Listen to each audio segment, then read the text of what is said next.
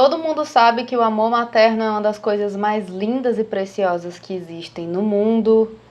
Tem mães que seriam capazes de dar a vida para salvar o próprio filho, mas então, por que raios Katarina Jovanovic jogou o seu filho pequeno pela janela?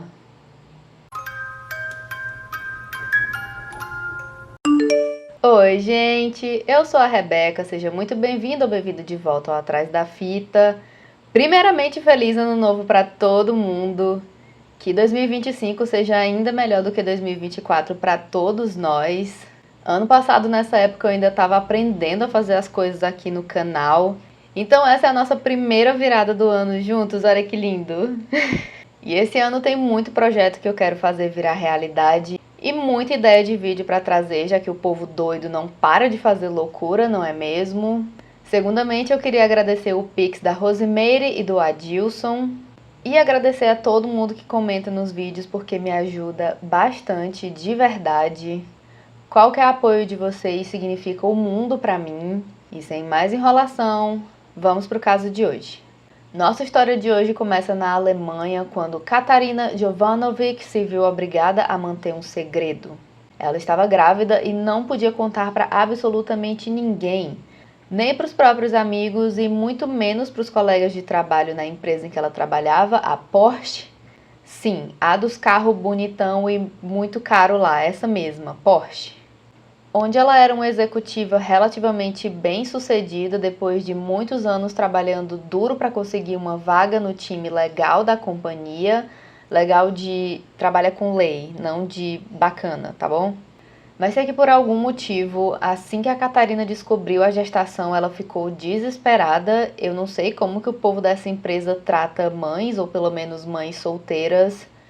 Mas a Katarina colocou na cabeça que ela não ia deixar nada, nem ninguém atrapalhar a carreira dela, nem mesmo a garotinha que ela tinha acabado de dar à luz e que dividia o mesmo sangue e DNA com ela. E assim, por algum motivo, ela só via uma solução para o problema dela: jogar a bebezinha da janela do apartamento que ela morava. Por que não? Para piorar, foram os vizinhos da Katarina que acharam o bebê completamente machucado no chão de concreto e provavelmente vão ficar traumatizados com essa cena pro resto da vida. Pelo menos eu acho que eu ficaria.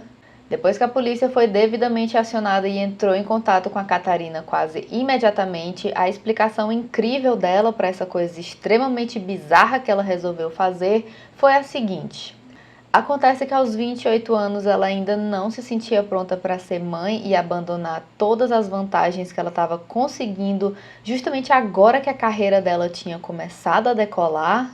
E também não era só que ela odiava o conceito e a dedicação que a maternidade exigia, não, não, não.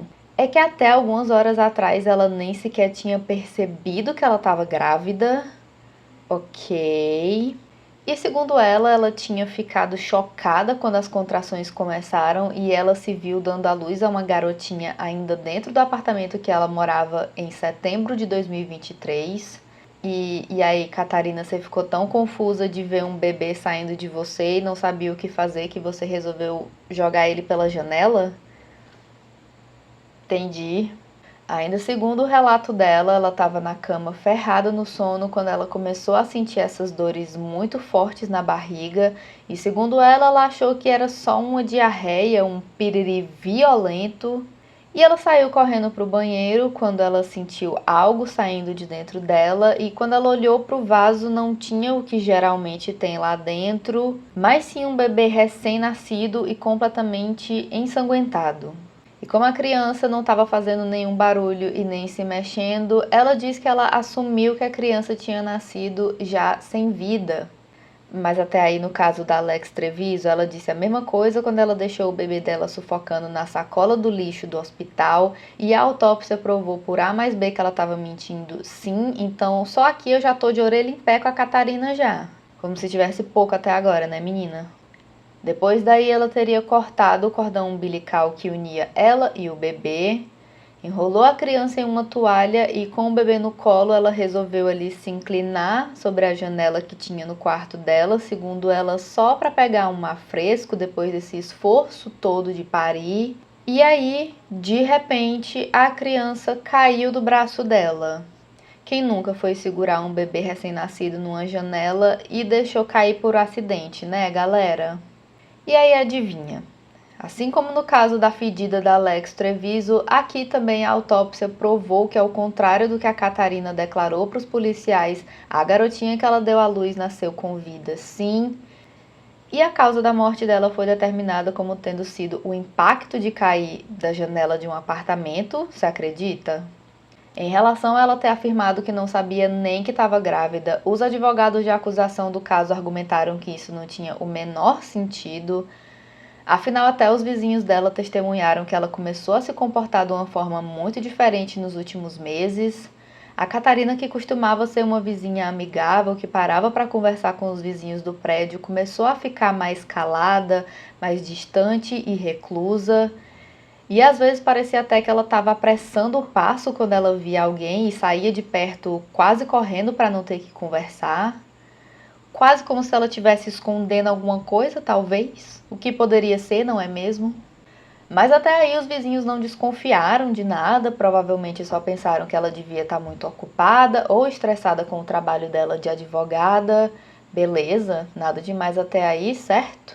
Só que no julgamento os advogados de acusação contestaram fortemente a afirmação da Catarina de que ela só tinha percebido que estava grávida quando ela pariu a criança. Afinal, o histórico de internet dela indicava fortemente outra história. Semanas antes do parto, ela fez algumas pesquisas no Google como dar à luz em casa sozinha, além dos sintomas de uma gravidez e outras dúvidas muito comuns sobre a gestação. Então, o que isso significa é que para a gente conseguir acreditar na Catarina, a gente tem que acreditar que algumas semanas antes dela dar à luz, ela estava pesquisando coincidentemente sobre dar à luz sem ter a mínima desconfiança que ela estava grávida naquele momento. Sério, qual a chance disso? E sendo assim, a Catarina estava desesperada porque na cabeça dela essa criança poderia colocar em risco toda a carreira que ela tinha lutado a vida inteira para construir. Afinal, na primeira vez que ela tentou entrar na Universidade de Direito, as notas dela foram caindo tanto ao longo do curso que a universidade chegou a convidar ela a se retirar. Sim, eles podem fazer isso.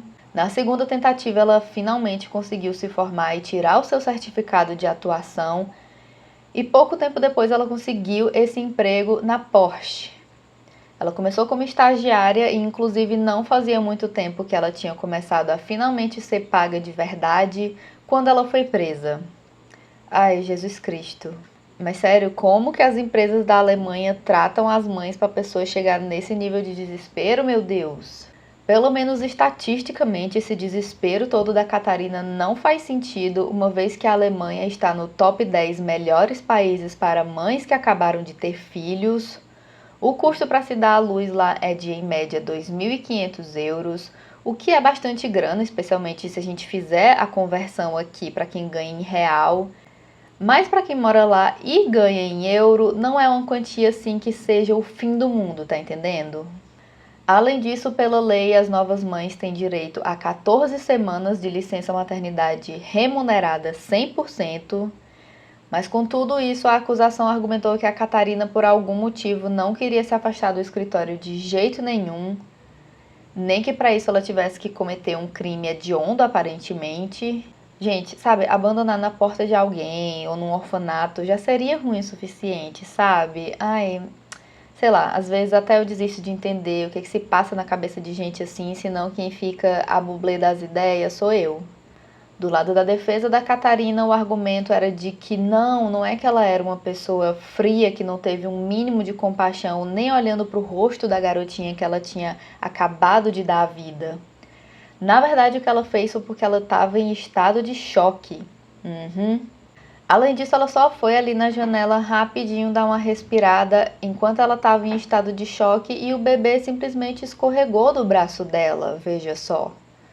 Porém, quando confrontada com as informações da análise da queda do bebê e como teria sido impossível ele cair do jeito que ele caiu, se realmente tivesse sido só um acidente, a Catarina não tinha nenhuma explicação para dar e, coincidentemente, agora nem lembrar direito do momento da queda ela estava conseguindo mais.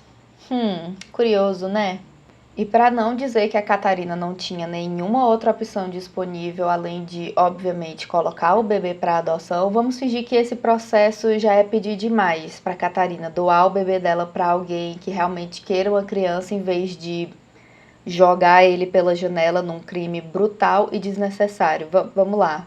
Na Alemanha existe um conjunto de leis parecido com o que eles chamam nos Estados Unidos de leis Safe Haven ou leis do bebê Moisés, onde existem esses locais com uma portinha aqui que você pode deixar um bebê que você não possa ou não queira cuidar mais, e não vai ser considerado um crime desde que o bebê não esteja machucado, agredido, morrendo de fome ou de sede.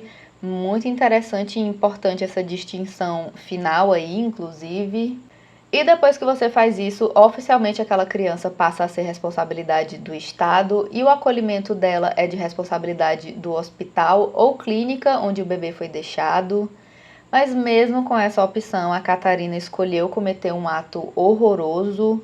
Na minha opinião, ela fez de propósito, sim, mas no dia do julgamento ela continua insistindo que não, ela até deixou o bebê cair do apartamento, sim, mas foi tudo apenas um trágico acidente. O advogado dela clamou pela acusação de homicídio culposo, que daria a ela uma condenação de apenas 3 anos, enquanto a acusação queria lutar pelo homicídio doloso e pela pena máxima possível, e no final o juiz decidiu pelo meio termo. Ela foi considerada culpada de homicídio culposo, mas a pena dela foi de 7 anos e meio de prisão. E eu vou me atrever aqui a chutar que para quem estava com tanto medo de perder o emprego, eu acho que ela acabou sendo demitida depois de tudo isso, gente. Eu acho, não consegui confirmar, mas é. E é isso, gente. O vídeo de hoje vai ser um pouquinho mais curtinho, porque eu também queria aproveitar as festas do final de ano. Mas esse ano, ó, um monte de gente aí fica comentando: ai, vídeo de meia hora, ai, vídeo de 40 minutos. Pois eu quero ver. E se eu postar e vocês não assistirem, hein? Aí eu choro. É isso, gente. Por hoje é só. Se você chegou até aqui, muito obrigado por ter me acompanhado esse ano. Se você está chegando agora, seja muito bem-vindo. Se inscreve, ativa as notificações, puxa um cafezinho para tomar aí com nós. E é isso. Até a próxima. Você se cuida, se hidrata, se inscreve no canal, ativa as notificações para o YouTube te avisar quando tiver vídeo novo. E eu vejo vocês na próxima. Tchau!